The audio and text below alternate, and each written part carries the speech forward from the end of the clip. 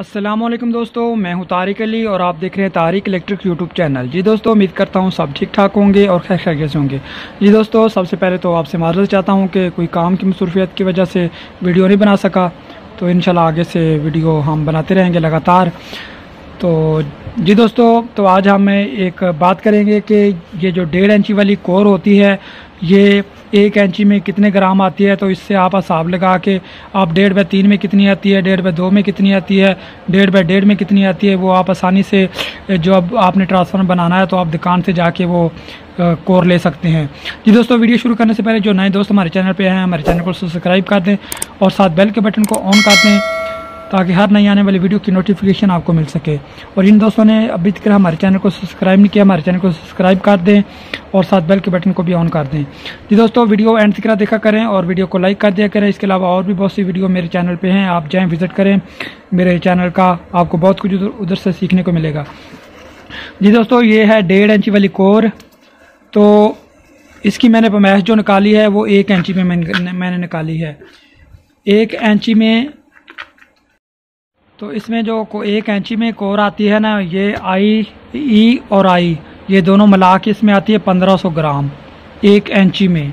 ये आपने याद रख लेना है, ये आप फार्मूला याद रख लें, इसका यही तरीकाकार है। इससे आप किसी भी ट्रांसफार्मर की फिर जो 1.5 इंची वाली, जिसका ये इधर से 1.5 इंची वाला होता है साइज़, और इधर से 1.5 इंची और इधर इसकी लंबाई 1 इंची, तो उसमें ये आपकी 1.5 किलो या 1500 ग्राम ई और आई दोनों मिलकर आएंगी। तो इसी तरह आप अगर 2 इंची वाली, ये जैसे ये 2 इंची वाली बाबन है, ये 1.5/2 की, तो इसमें ये 3 किलो डलेगी ये दोनों।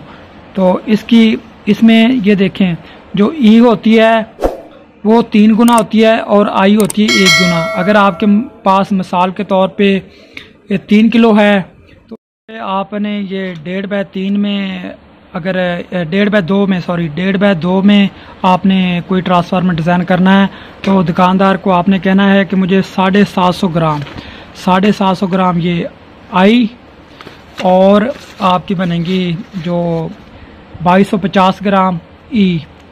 टोटल आपने 3 किलो लेनी है 1.5/2 ट्रांसफार्मर के लिए। बिल्कुल पूरी आएगी, इसमें कोई कम ज़्यादा मसला नहीं है, बिल्कुल ये आपकी परफेक्ट आएगी। यही फार्मूला याद कर लें।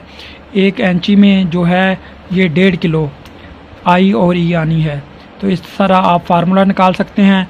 और वो मैंने बता दिया है कि अगर आपकी इसमें 3 किलो है तो इसमें 750 ग्राम ये होगी, एक चौथे हिस्से में से एक हिस्सा ये होगी और तीन हिस्से ये होगी। कोई भी कोर है जो इस तरह की होती है ई आई वाली, वो इसमें इसी तरह डलती है। तो फिर भी आपको कोई समझ नहीं आई तो आप मेरे व्हाट्सअप नंबर पे या नीचे कमेंट्स में मुझसे पूछ सकते हैं। इंशाल्लाह अगली वीडियो में हम 2 इंची वाली, जिसका ये सेंटर पोल 2 इंची वाला होता है, उस पर बात करेंगे। इसी तरह हम एक वीडियो अलग-अलग कोर पे बनाएंगे कि 1 इंची में कितने ग्राम आती है। तो इंशाल्लाह इससे आपको आसानी से पता चल जाएगा कि आप जब भी ट्रांसफार्मर कोई बनाएं तो आपको परेशानी नहीं होगी। आपको परेशानी इसमें कि आपने एक ट्रांसफार्मर बनाना है और उसके लिए आपने कितने वज़न के लिए कोर लानी है, उसमें आई कितनी डलेगी, उसमें ई कितनी डलेगी। तो इससे आपको बिल्कुल पता चल जाएगा। आप आसानी से कोई भी जब ट्रांसफार्मर बनाएंगे ना 1.5 इंची वाला, ये सिलिकॉन का फार्मूला है भाई, ये सिलिकॉन की मैं बात कर रहा हूँ। ये चाइना वाली जो इलेक्ट्रिक शीट होती है इसमें फ़र्क होता है, तो उनमें और फार्मूला होता है, वो भी इंशाल्लाह देखेंगे हम, उसमें कम ज़्यादा। तो वो हम इंशाल्लाह फिर किसी अगली वीडियो में ना, जब मैं वो कोर लाऊंगा चाइना की या जो इलेक्ट्रिक शीट वाली होती है वो, तो फिर वो मैं आपको बताऊंगा। जी दोस्तों, इजाज़त दें, इंशाल्लाह मिलते हैं अगली वीडियो में किसी और टॉपिक के साथ।